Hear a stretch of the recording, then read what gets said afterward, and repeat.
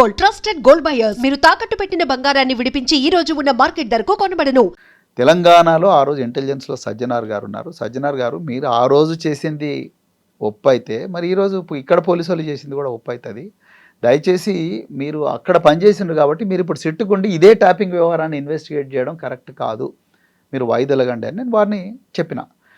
అంతే తప్ప సజ్జనార్ గారి క్యారెక్టర్ కానీ సజ్జనార్ గారు మీద లేనిపోయిన అభాండాలు వేయడం కానీ ఆయన మీద 7 క్రిమినల్ కేసులు ఉన్నాయి. నేను అదే చెప్పాను. 7 ఎగ్జాంపుల్గా 7 తెలంగాణ పోలీసుల మీద ఆంధ్రప్రదేశ్లో బుక్ అయ్యని చెప్పారు. నేను సజ్జనార్ గారి పేరు చెప్పింటే అది కరెక్ట్ కాదు, నేను చెప్పడం అట్లా కరెక్ట్ కాదు. కానీ తెలంగాణ పోలీసుల మీద, కానీ ఆ రోజు తెలంగాణ పోలీసుల్లో నిఘా విభాగంలో సజ్జనార్ గారు కూడా డిఐజీగా ఉన్నారు, సజ్జనార్ గారు ఐజీగా ఉన్నారు. సో నేను అట్టేటప్పుడు మీరు ఆ రోజు ఏ నిఘా విభాగం అయితే ఆ రోజు ఆంధ్రప్రదేశ్లో మీరు మా ఫోన్లు ట్యాప్ చేసినని ఆరోపణలు ఎదుర్కొన్నారో ఆ నిఘా విభాగంలో మీరు డిఐజీ ఐజీగా పనిచేసి ఇప్పుడు మీరు సిట్టుకు చీఫ్గా ఉండడం అనేది అది కరెక్ట్ కాదు. ఆ రోజు మీరు చేసింది ఒకవేళ నిజమై ఉంటే ఈరోజు ఇక్కడ పోలీసు వాళ్ళు చేసింది తప్పెట్లవుతుంది. అందుకొరకు మీరు మీ ఓన్ డిపార్ట్మెంట్లో పనిచేసిన ప్రభాకర్ రావు గారిని, మరి ముఖ్యంగా ప్రభాకర్ రావు గారిని ఇన్వెస్టిగేట్ చేయడం కరెక్ట్ కాదు అని చెప్పి నేను చెప్పిన. నేను ఇప్పటికి కూడా అదే మాట మీద ఉన్నా. సో ఆయన నన్ను ఒక లెటర్ అడిగాడండి. ఆయన ఏమన్నా మీరు నా మీద ఏమేమి 7 కేసులు ఉన్నాయి, దాని స్టేజు, ఎఫ్ఐఆర్ నెంబర్ అవన్నీ నన్ను అడిగారు. నేను చాలా క్లియర్గా చెప్పిన, నేను నాకుండే సమాచారం ఇది, నేను నా దగ్గర ఉండే సమాచారంతో ఒక రాజకీయ నాయకుడిగా నేను మాట్లాడినా, నేను మిమ్మల్ని వ్యక్తిగతంగా దెబ్బతీయలేదు. సో ఆయన 2 రోజుల టైం అడిగారు. 2 రోజుల్లో నాకు ఈ కేసుల వివరాలన్నీ తీసుకు లాస్ట్కి ఛార్జ్ షీట్ ఫైల్ చేసిన దాని కాపీ ఒకటి అవి ఇవన్నీ అడిగారు. అవి పోలీస్ డిపార్ట్మెంట్లో best sub inspector, best inspector కూడా 2 రోజులు కాదు కదా 20 రోజుల్లో కూడా ఆ డేటా తీసుకురాలేరు. నేను చెప్పాను ఆ డేటా తీసుకురావాల్సింది మీరు. ప్రతిపక్షంగా ప్రశ్నించే బాధ్యత, హక్కు మాకు రాజ్యాంగంలో ఆర్టికల్ 19 ద్వారా సంక్రమించింది. మేము మా సమాచారం తప్ప రైటా చెప్పాల్సింది పోలీసులు, లేకపోతే హోంమంత్రి, లేకపోతే ముఖ్యమంత్రి. నిజానికి దీనికి ఆన్సర్ చెప్పాల్సింది ముఖ్యమంత్రి, హోంమంత్రి రేవంత్ రెడ్డి గారు. సజ్జనార్ గారు ఒక ప్రభుత్వ అధికారి. ఆయనను ముందర పెట్టి రేవంత్ రెడ్డి హార్వర్డ్లో, బోస్టన్లో, దావోస్లో ఎంజాయ్ చేస్తున్నాడు. సో నేను ఇంకొక విషయం కూడా ఏం చెప్పానంటే తర్వాత ఆ ఇంటర్వ్యూలో తర్వాత చెప్పిన ఏంటంటే సజ్జనార్ గారి లాంటి అధికారులు ఈ రేవంత్ రెడ్డి గారి రాజకీయ వికృత క్రీడలో పావులుగా బలవుతున్నారు, సమిధలుగా మారిపోతున్నారు. ఇది కరెక్ట్ కాదు. అధికారులారు దయచేసి ఆలోచించుకోండి అని కూడా నేను చెప్పడం జరిగింది. సో అదే నేను చెప్పిన. దానికి నాకు మీడియా ఎట్లా చిత్రీకరిస్తుందంటే ఇది ప్రవీణ్ కుమార్కు సజ్జనార్కు వ్యతిరేకంగా జరుగుతున్న వాళ్ళగా నేను కరెక్ట్ నేను ఇచ్చేసాను. ఒక ప్రస్తుత పోలీస్ ఆఫీసర్ మధ్య జరుగుతున్న మంచి మిత్రుడు అండి నాకు. సో అందుకొరకే సజ్జనార్ నాకు లెటర్ పంపించారు, ఇంతవరకు వచ్చింది ఆ వ్యవహారం. నాకు కూడా ఒక క్షణం బాధేసింది. కానీ ఆయన అఫీషియల్గా ఆయన చాలా తీవ్ర మనోవేదనకు గురైనట్టుంది ఆయన పేరు చెప్పంగానే. సో నేను ఎక్స్ప్లెనేషన్ ఇచ్చాను. ఆ రోజు మీరు ఇంటెలిజెన్స్లో ఉన్నారు కాబట్టి నేను మీ పేరు తీసుకున్నాను, అంతే తప్ప మీకు వ్యక్తిగతంగా లేదని నేను అదే రాసి పంపించిన. సో ఆయన 2 రోజుల టైం అడిగా, నేను 1 రోజులో రాసి పంపించేసాను. సో ఆర్ఎస్ ప్రవీణ్ కుమార్ గారు ఏంటి ఫుల్ ఫ్లెడ్జ్డ్గా పొలిటీషియన్గా ట్రాన్స్ఫార్మ్ అయిపోయినట్టేనా? మీలాంటి వాళ్ళు గైడ్ చేస్తే ఇంకా బాగా అవుతాం. నిజంగా ఇంకా ఆ పాలిటిక్స్ ఇంకా రాలేదు మాకు, అవి వస్తాయో రావు కూడా నాకు తెలియదు. కానీ 3 years అవుతుంది కాబట్టి మరి మీరు చెప్పాలి, నేను ఎవాల్వ్ అవుతున్నానా లేదా, లేకపోతే అదే పాత ఐపీఎస్ ఆఫీసర్, లేకపోతే గురుకులాల సెక్రటరీ ప్రవీణ్ కుమార్, లేకపోతే కరీంనగర్ ఎస్పీ ప్రవీణ్ కుమార్ లాగానే ఉన్నానా లేదా అనేది మీరు చెప్పాలి. సో మరి బీఎస్పీలో మీరు రాష్ట్ర అధ్యక్షుడిగా ఉన్న తర్వాత, బీఆర్ఎస్కి వచ్చిన తర్వాత, ఈ లీడర్గా మారిన తర్వాత ఆ చేంజెస్ ఎట్లా చూస్తుండ్రు మీరు? అప్పుడు ఒక పార్టీకి అధ్యక్షుడిగా ఉన్నారు, ఇక్కడికి వచ్చి ఒక లీడర్ అయ్యిండు, అండ్ యు ఆర్ సంధిస్తూనే ఉన్నారు, ఆ ప్రశ్నల్ని సంధిస్తూనే ఉన్నారు. కాకుంటే గతంలో బీఆర్ఎస్ ప్రభుత్వం మీద సంధించారు, ఇప్పుడు కాంగ్రెస్ మీద సంధిస్తున్నారు. చాలా ఆరోపణలు చేశారు. నిరంతరం నేను పోరాటం చేస్తూనే ఉన్నాను. సో ఆ రోజు నేను బీఎస్పీ రాష్ట్ర అధ్యక్షుడిగా ఉన్నప్పుడు రాష్ట్రంలో ప్రజలు, ముఖ్యంగా నిరుద్యోగులు చాలా ఇబ్బందులకు గురైనరు. వాళ్ళందరికీ ఒక గొంతుగా నేను మారినమాట వాస్తవం. ఎందుకంటే నా దగ్గర ఒక స్పష్టమైన సమాచారం, టీజీపీఎస్సీ నుంచి పేపర్ లీక్ కావడం, గ్రూప్ 1 పేపర్ లీక్ కావడం, కాళేశ్వరం అవినీతి అవన్నీ అని అన్నాం మేము ఆ రోజు. అంటే ఆ రోజు పోరాటాలు అన్ని ప్రతిపక్ష పార్టీలు ఏ విధంగా అయితే పోరాటం చేసినాయో ఆ విధంగా మేము పోరాటం చేసినాం. కానీ రకరకాల కారణాల వల్ల బీఎస్పీలో అగ్రనాయకత్వంతో నాకున్న కొన్ని డిఫరెన్స్ ఆఫ్ ఒపీనియన్ వల్ల నేను తర్వాత నేను బయటకు వచ్చాను. బయటకు వచ్చిన తర్వాత బీఆర్ఎస్ పార్టీలో ఉన్నాను. నేను బీఆర్ఎస్ పార్టీలో ఎందుకు చేరినా అనేది కూడా మీకు ఇంతకుముందు కూడా చెప్పాను. ఇప్పుడున్న పరిస్థితుల్లో తెలంగాణ వాదం, బహుజన వాదం రెండు కలవాల్సిన అవసరం ఉన్నది. కలిస్తే రాష్ట్రానికి న్యాయం జరుగుతుంది అనే ఉద్దేశంతో నేను కేసీఆర్ గారు ఆహ్వానించారు. నేను వెంటనే పోయి జాయిన్ అయిన తర్వాత నేను బీఆర్ఎస్ పార్టీలు ఇప్పుడు పార్టీ కేటీఆర్ గారు, హరీష్ రావు గారు, కేసీఆర్ గారు వీళ్ళందరికీ మిగతా సీనియర్ నాయకులందరూ కూడా నన్ను కేర్ఫుల్గా గైడ్ చేస్తూ ఏ విధంగా ముందరు పోవాలి, ఏ సమస్యల మీద మనం ఏం మాట్లాడాలి, మన పార్టీ లైన్ ఏ విధంగా ఉంటుంది అనేది కూడా కేర్ఫుల్గా గైడ్ చేస్తున్నారు. నేను కూడా నేర్చుకుంటున్నాను చాలా ఫాస్ట్గా. సో రాబోయే రోజుల్లో ఇంకా మంచిగా ఇవాల్వ్ అవుతానని అనుకుంటాను. That is the hope with which I'm working. So గతంలో ఫోన్ ట్యాపింగ్ గురించి మాట్లాడారు, కాళేశ్వరం గురించి మాట్లాడారు. అవన్నీ ఆరోపణలైనా లేకుంటే వాటన్నిటికీ సమాధానాలు దొరికాయా? కూడా ఫోన్ ట్యాపింగ్ మీద మాట్లాడుతూనే ఉన్నాను నేను. కాళేశ్వరం ప్రాజెక్ట్ ఫోన్ ట్యాపింగ్ మీద, కాళేశ్వరం మీద కూడా మాట్లాడినాను నేను. ఇప్పుడు కూడా లేదంటారా? లేదు, కాళేశ్వరాన్ని కూల్చారని చెప్పాను. ఓకే, నేను కాళేశ్వరం ప్రాజెక్టు మేడిగడ్డ బ్యారేజ్ను బాంబులతో కూల్చారు, ఇసుక దందా కోసం కూల్చారు, ఆనాడు ప్రభుత్వాన్ని అప్రతిష్ట పాలు చేయడానికి కోసం కూల్చారు. అదేవిధంగా ఈరోజు ఇసుక దందా కోసం కోట్లాది రూపాయలు వెచ్చించి కట్టిన చెక్ డ్యామ్లను కూడా బాంబులు పెట్టి పేల్చేస్తున్నారు అని నేను ఇప్పుడు కూడా చెప్తున్నాను. యుద్ధ నేరం, దాన్ని నిజంగా చాలా సీరియస్ ఇన్వెస్టిగేట్ చేయాలి. మీరు గమ్మత్ ఏంటంటే కవిత గారు, అందులో ఫిర్యాదుదారులు ఎవరో తెలిస్తే మీరు పరిశాన్ అవుతారు. అందులో ఫిర్యాదుదారులు మామూలు వ్యక్తులు కాదు, బాగా చదువుకొని ఆ డిపార్ట్మెంట్లో 10 సంవత్సరాలు పనిచేసిన ఇంజనీర్స్ ఉన్నారు. ఇంజనీర్సే కంప్లైంట్లో కొందరు దుండగులు బాంబులతో పేల్చివేశారు అని చెప్పి కంప్లైంట్ ఇచ్చిన తర్వాత కూడా వెరీ ఫస్ట్ కంప్లైంట్ అలాగే వచ్చింది. సెకండ్ కంప్లైంట్, ఫస్ట్ కంప్లైంట్ భారీ శబ్దాలు వినిపించింది. సెకండ్ కంప్లైంట్ దుండగులు బాంబులతో పేల్చివేశారు అని ఉందండి కంప్లైంట్. ఆ కంప్లైంట్ ఉన్నప్పుడు clues team, bomb disposal squad ఇవన్నీ కూడా రంగంలోకి దిగి ఈ 24 కోట్ల రూపాయలతో కట్టిన ఒక చెక్ డ్యాము ఎట్లా కూలిపోయింది, ఎట్లా కూల్చేశారు అని ఇన్వెస్టిగేట్ చేయాలి కదండి. ఆ శాంపుల్స్ తీసుకోవాలి కదా. అంటే ఈ ప్రభుత్వానికి ఇసుక దందా ఇంపార్టెంట్ అయింది కానీ రైతుల పొలాల్లోకి వచ్చే నీళ్ళు ఇంపార్టెంట్ కాదు. అంటే ఒక క్రిమినల్స్ రూల్ చేస్తున్నారా అనే ఫీలింగ్ వస్తుంది నాకు. మాఫియా రూల్ చేస్తుందా ఈ రాష్ట్రాన్ని? మీరు చూడండి, కోల్ బ్లాక్ అంటే అన్నం ఉడికిందా లేదా అనడానికి అన్ని మెతుకులు పిసకాల్సిన అవసరం లేదు.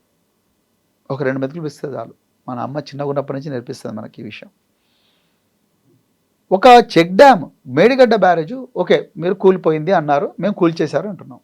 ఏదైనా అది వంగిన మాట వాస్తవము. 7 పిల్లర్స్ ఏవైతే ఉన్నాయో 7 పిల్లర్స్ కుంగినాయి, అవి డ్యామేజ్ అయినాయి.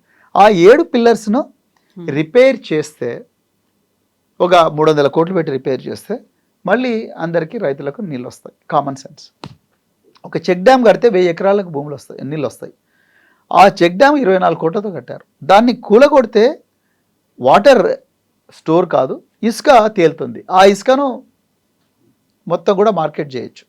సో అక్కడ మేడిగడ్డలో అదే జరుగుతుంది ఇసుక దందా, ఇక్కడ మానేరు డ్యాంలో కూడా అదే జరుగుతుందా ఇసుక దందా. అంటే ఈరోజు ఇసుక ఇంపార్టెంటా, రైతుల పొలాల్లోకి నీళ్ళు ఇంపార్టెంటా అంటే, నేను రైతుల పొలాల్లోకి నీళ్ళు ఇంపార్టెంట్ నేనంట, రేవంత్ రెడ్డి ఇసుక ఇంపార్టెంట్ అంటున్నాడు.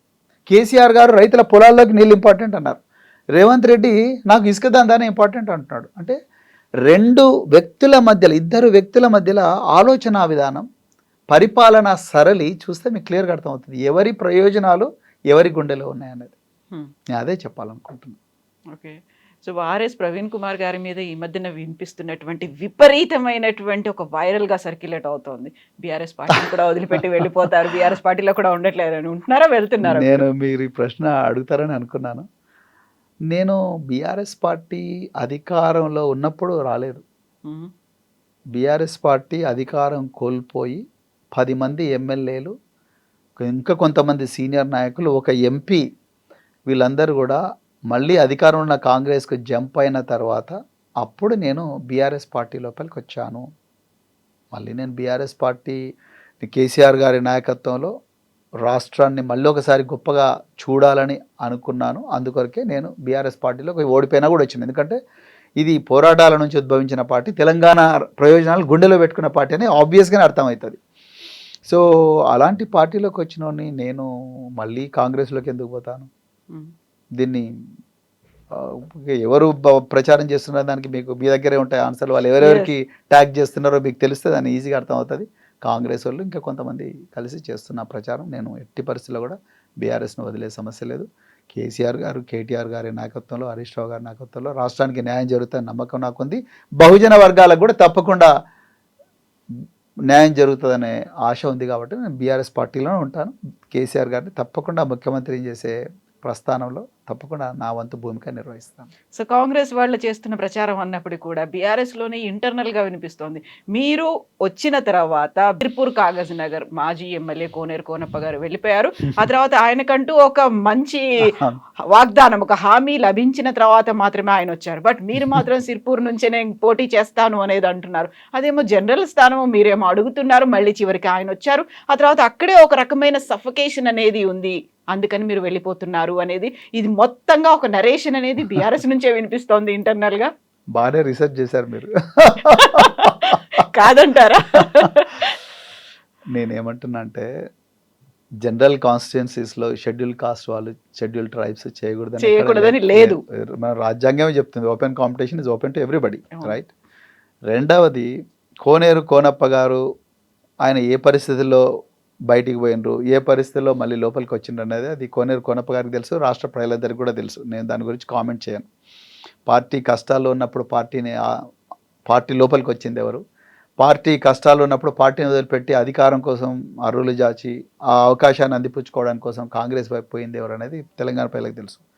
కోనేరు కోనప్ప గారు కాంగ్రెస్ పార్టీని వదిలి మళ్ళీ బీఆర్ఎస్ లోపలికి వచ్చి కేసీఆర్ గారి నాయకత్వంలోనే మేము పనిచేస్తామని చెప్పేసి ఆయన పార్టీలో జాయిన్ అవుతే నేను అడ్డుకోవడం కరెక్ట్ కాదు. ఎందుకంటే పార్టీలోకి ఎవరైనా రావచ్చు. ఇవాళ రేపు ఆరూరి రమేష్ గారు కూడా జాయిన్ అవబోతున్నారు. మీరు వరంగల్ కాబట్టి మీకు కూడా ఐడియా ఉంది. పార్టీలోకి ఆరూరి రమేష్ గారు వస్తారంటే నిజంగా ఆ రోజు ఆరూరి రమేష్ గారు ఏ పరిస్థితుల్లో పార్టీని వదిలిపెట్టిన దానికి నేను ప్రత్యక్ష సాక్షిని. ఆ రోజు పార్టీలో చాలామంది నాయకులు చాలా బాధపడ్డారు. ఆరూరి రమేష్ లాంటి నాయకుడు పోతారు అనుకున్నారు. కానీ ఆయన మరి ఎందుకో ఆయన తప్పు తెలుసుకున్నట్టుంది, లేకపోతే రకరకాల కారణాల వల్ల ఆయన మళ్ళీ ఈరోజు మళ్ళీ రేపు బీఆర్ఎస్ పార్టీలో జాయిన్ అవుతున్నారు. సో పార్టీలోకి ఎవరిని తీసుకోవాలనేది పార్టీ అగ్రనాయకత్వం డిసైడ్ చేస్తుంది. ఒక పార్టీలో సభ్యుడిగా నేను అగ్రనాయకత్వం యొక్క నిర్ణయాన్ని స్వాగతించాలి, గౌరవించాలి. ఇక నేను సిర్పూరు నుంచే పోటీ చేస్తాను అనేది నిజంగా సిర్పూరు ప్రజలు మొదటి నుంచి కూడా నిజంగా కోనప్ప గారు ఎమ్మెల్యేగా ఉన్నప్పుడు నేనెవరో తెలవనప్పుడు మూడు నెలల ముందర నేను ఆ కాన్స్టిట్యున్సీకి పోతే నాకు 45,000 ఓట్లు ఇచ్చారు. నా కులం చూడలేదు, నా మతం చూడలేదు, నేను ఏ గడ్డ మీద జన్మించిన అనే విషయాన్ని కూడా వాళ్ళు తెలుసుకోలేదు. డైరెక్ట్ అరే ప్రవీణ్ కుమార్ మంచోడు, ఐపీఎస్ ఆఫీసర్, గుద్దండి గెలుస్తాడేమో, అదృష్టం బాగుంటే ఈ కోనప్పతో మనకేం అవుతలేదు, ఈ కోనప్ప దౌర్జన్యం దోపిడీ ఎక్కువైపోయింది అని అనుకున్నారు ఆ రోజు వాళ్ళు. ఆ రోజు మాట. సో ఈరోజు మళ్ళీ సిర్పూరు ప్రజలు ఆ విధంగా వాళ్ళు కోరుకుంటున్నారు, వాళ్ళ ప్రతినిధిగా నన్ను చూడాలని కోరుకుంటున్నారు. కానీ నేనేమంటున్నా అంటే ఎక్కడున్నా కూడా సిర్పూరు ప్రజల ప్రయోజనాలు మాత్రం నా గుండెలో పెట్టుకుంటున్నాను. అది point number 1. Point number 2, Sirpur ప్రజలు నన్ను ఎమ్మెల్యేగా చూడాలనుకుంటున్నారు. అది పాయింట్ నెంబర్ 3. కానీ పార్టీ ప్రయోజనాలు కూడా నేను చూడాలి.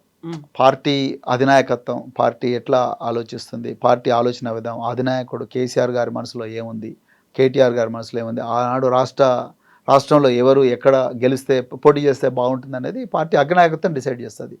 పార్టీ అగ్రనాయకత్వం ఏ నిర్ణయం తీసుకుంటే ఆ నిర్ణయానికి కట్టుబడి ఉండాలి. సో ఈ 3 ఈక్వేషన్స్ కరెక్ట్గా వర్కౌట్ అయ్యేటట్టు నేను చూసుకోవాలి. అది కత్తి మీద సాము లాంటిది.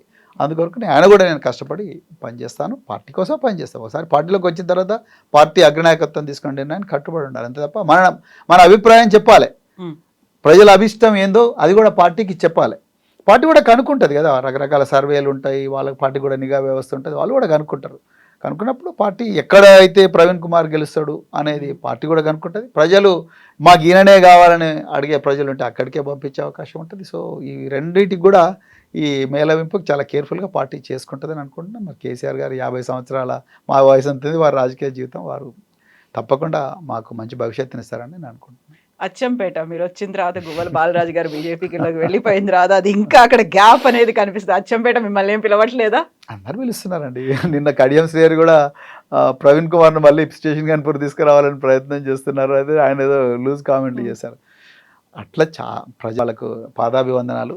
సో నేను తప్పకుండా ప్రజల అభిష్టాన్ని గౌరవించాలి. ప్రజాస్వామ్యం అంటే ప్రజలను గౌరవించడం. ప్రజలు ఎక్కడి నుంచి అయినా వాళ్ళ అభిమానానికి నిజంగా కృతజ్ఞత. నేను తెలంగాణలో 4,000 గ్రామాలు తిరిగాను బీఎస్పీలో.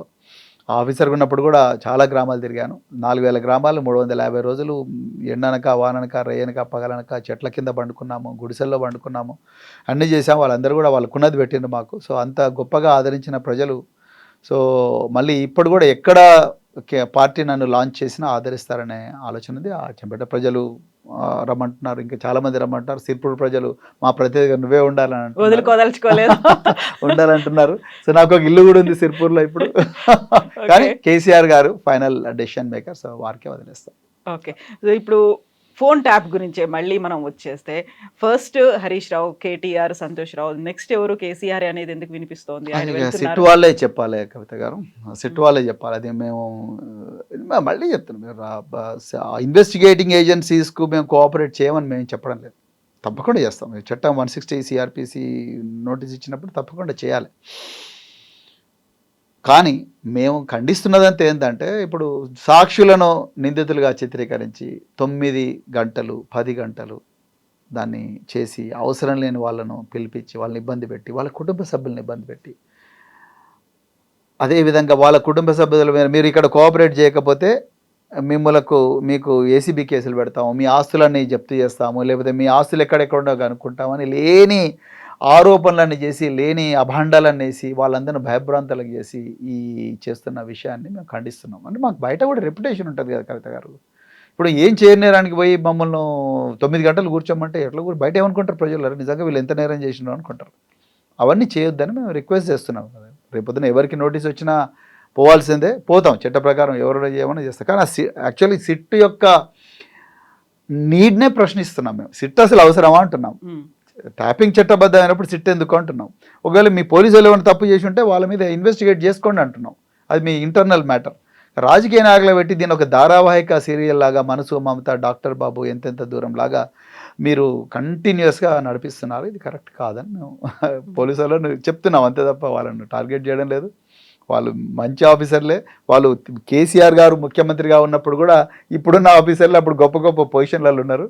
సో కానీ ఇది అవసరం లేదు, ఈ ధారావాహిక అవసరం లేదని మేము అంటున్నాం, అంతే తప్ప నోటీసులు వస్తే ఎవరైనా పోవాల్సింది. దాంట్లో ఆల్రెడీ పోలీస్ అధికారులు అరెస్ట్ అయ్యి లోపలే ఉన్నారు. ఆ తర్వాత నెక్స్ట్ టర్న్ అంతా ఇప్పుడు పొలిటీషియన్స్దే అవుతుంది, వీళ్ళే అరెస్ట్లు అవుతారు అనే మాట. నిజంగా అరెస్టులు ఉంటాయా? మంత్రివర్గం, ముఖ్యమంత్రి, గతంలో మాజీ ముఖ్యమంత్రి, వీళ్ళందరినీ అరెస్ట్ చేస్తారనేది అది జరిగితే రాష్ట్రం అగ్నిగుండం అవుతుందండి.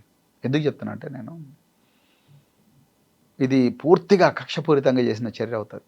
అది ఎవ్వరు కూడా ఒప్పుకోరు. అది కరెక్ట్ కూడా కాదు. యాక్చువల్గా మీరు ఇంటెలిజెన్స్ ఐజీ ప్రభాకర్ రావునే అత్యంత ఘోరంగా అతన్ని హింసిస్తున్నారు. అది కూడా కరెక్ట్ కాదు. ఎందుకంటే ఆయన ఇదే సజ్జనార్ గారి దగ్గర, ఇంకా మిగతా పై అధికారుల దగ్గర పనిచేశారు. 16 సంవత్సరాలు ఇంటెలిజెన్స్ డిపార్ట్మెంట్లో పనిచేశారు. క్యాన్సర్ సర్వైవర్ ఆయన. ఎన్నో గొప్ప పనులు చేశారు. అవన్నీ కొన్ని నేను చెప్పలేను కూడా. నేను ఇప్పుడు పనిచేస్తున్న ఆఫీసర్లు కూడా ఎంతోమంది ఎంతో గొప్ప గొప్ప పనులు చేశారు. నేను వాటి గురించి మాట్లాడడం కరెక్ట్ కాదు. అలాంటి వాళ్ళకు కేంద్ర హోంశాఖ మంత్రి మెడల్స్ ఇచ్చాడు. ప్రభాకర్ రావుకు బెస్ట్ ఇంటెలిజెన్స్ ఆఫీసర్ అని మెడల్ ఇచ్చారు. ప్రభాకర్ రావుకు ప్రెసిడెంట్ ఆఫ్ ఇండియా మెడల్ ఇచ్చారు. అలాంటి వాళ్ళను 14 రోజులు ఒక జూబ్లీహిల్స్ పోలీస్ స్టేషన్లో పోలీస్ కస్టడీలో పెట్టి ఒక మామూలు క్రిమినల్గా చూసినట్టు చూడడం ఏదైతే ఉందో అది కరెక్ట్ కాదు. అదే నేరం. ఇక అక్కడి నుండి మీరు రాజకీయ నాయకుల దగ్గరకు వచ్చి వాళ్ళని అరెస్ట్ చేస్తే రాష్ట్రం అగ్నిగుండం అవుతుంది. వాళ్ళకి సంబంధం ఉండదండి. అసలు హరీష్ రావు గారు ఏమేమి మంత్రి శాఖలు చేశారు? మార్కెటింగ్, నీటిపారుదల, ఫైనాన్స్, ఆరోగ్యం, రైట్. కేటీఆర్ గారు ఏమేమి చేశారు? మున్సిపల్ అభివృద్ధి శాఖ, పంచాయతీరాజ్ శాఖ, గ్రామీణ అభివృద్ధి శాఖ, అదేవిధంగా ఐటీ శాఖ, పరిశ్రమల శాఖ. ఎక్కడైనా హోంశాఖ ఉందా? లేదు. సో ఈ ఇద్దరు మినిస్టర్లను పిలిపించి మీరు ఏం మాట్లాడతారు వాళ్ళతోని? అదేవిధంగా ఇప్పుడు జోగినపల్లి సంతోష్ గారిని పిలిపించి ఆయన రాజ్యసభ సభ్యుడు, ఆయనకు పోలీసులకు ఏం సంబంధం ఉంటుంది? బట్ ఇక్కడ మీరు అన్న దాంట్లో వాళ్ళు హోంశాఖ నిర్వహించలేదు అంటే హోంశాఖ మంత్రిని కూడా పిలుస్తారా? అంటే గతంలో మహమూద్ అలీ చేశారు. మరి అది వాళ్ళే డిసైడ్ చేసుకోవాలి. అది వాళ్ళు డిసైడ్ చేసుకోవాలి. అదేమన్నా పైప్ లైన్ లో ఉందా ఆయన కూడా పిలవడం అనేది? మీరు చూడాలి. మరి అది సిట్ వాళ్ళు మనకు చెప్పారు కదా. రేపు ఈ మాట కూడా వినిపించింది. అంటే అదేమన్నా చేస్తుంటే హోంశాఖ మంత్రి చేస్తుంటారేమో, వాళ్ళ ఆదేశాలు ఇచ్చుంటారేమో, మేము ఎందుకు ఇస్తాం, మా శాఖ ఆ పరిధిలో మేము లేం కదా అనే మాట కూడా అన్నారు అనేది. అది ఎవరైనా అంటారు, మనమే అంటున్నామంటే అర్థం చేసుకోండి. వాళ్ళైనా అదే అంటారు, ఎవరైనా కామన్ మ్యాన్ కూడా అదే అంటారు. వాళ్ళకి హోమ్ మినిస్టర్ కాదు కదా, వాళ్ళకి అసలు ఫైల్సే రావు కదా, పోలీస్ ఫైల్స్. డీజీపీ పోయి రోజు హరీష్ రావు గారి ఇంటి ముందో కేటీఆర్ ఆఫీస్ ముందర ఉండరు కదా. అంటే వాళ్ళ దగ్గర కూర్చొని చర్చ చేయరు కదా, ఆ ఫైల్స్ వాళ్ళకి సర్క్యులేటే కావు. సర్క్యులేట్ కానప్పుడు వాళ్ళు ఎట్లా రెస్పాన్సిబుల్ అవుతారు? కామన్ సెన్స్ అది. రాజకీయ నాయకులను సంబంధం లేని విషయాల్లో అరెస్ట్ చేస్తే నిజంగా చాలా గొప్ప నేరం చేసిన వాళ్ళు అవుతారు పోలీసు వాళ్ళు. రాష్ట్రం అతలాకుతలం అవుతుంది నేను